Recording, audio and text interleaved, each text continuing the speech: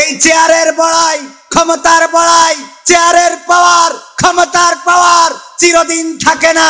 সুতরাং দুনিয়ায় যারা ক্ষমতার বাহাদুরি দেখিয়ে আলেম ওলামাদেরকে নির্যাতন করে, কোরআন হাদিসের বিরুদ্ধে কথা বলে, তাফসীর মাহফিল বন্ধ করে, আল্লাহর কসম করে বলি, নির্বাচনের জন্য যেমন সোজা হয়ে গিয়েছো, মৃত্যুর জন্য তেমন সোজা হয়ে যাও।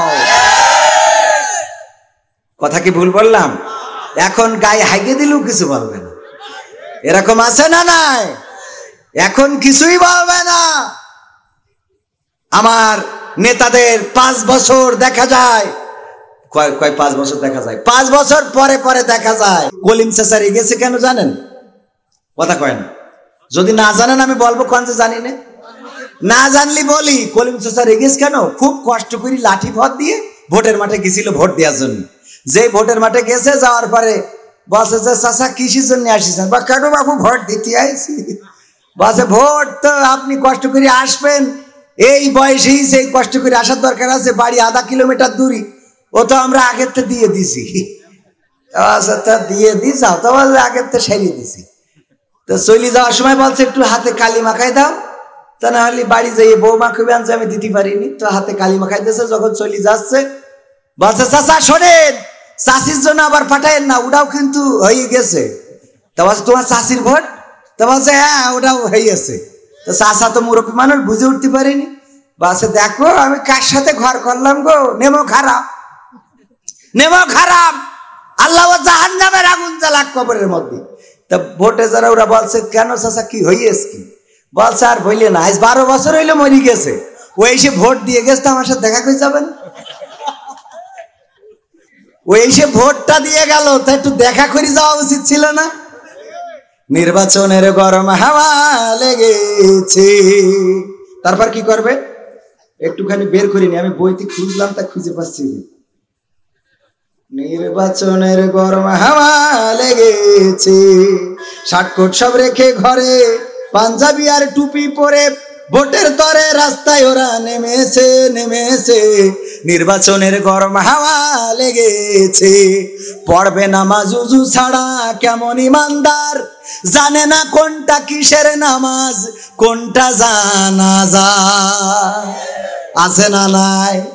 এইবার ঈদুল ফিতরের আগে বলছে ঈদুল ফেরত এসেছে, আর এর আগে একবার টেলিভিশনে দেখি বলতেছে আগামীকাল ঈদুল আজহার জানাজার নামাজ 9টার সময় শুরু হবে। কেন নামাজ? জানাজার নামাজ। কয়টার সময়? আমার ছেলে বলছে আব্বা কি হইলো? আমি বলছি ঈদুল আজহা মরি শেষ, এক কুরবানি ঈদুল ফিতরটা আছে এখনো, তাও তো একটা আছে, দেখা যাক এটাও মেরে ফেলা যায় কিনা।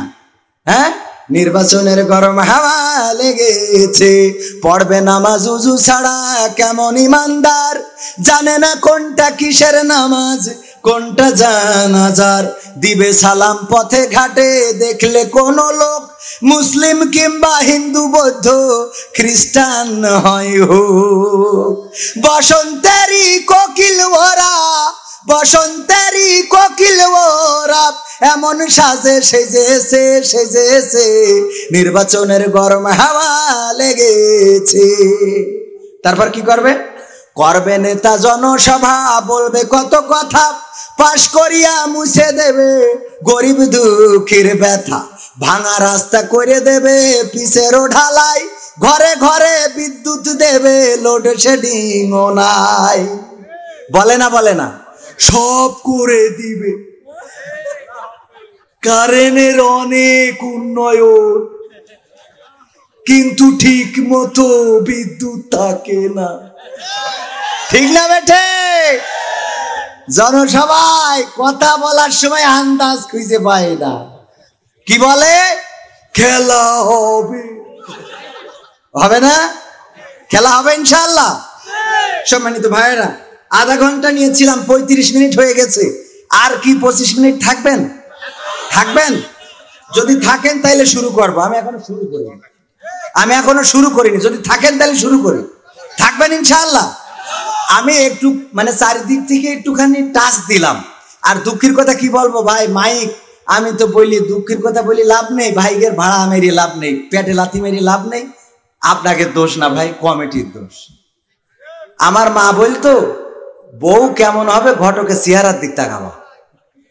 বিষয়টা বোঝেননি?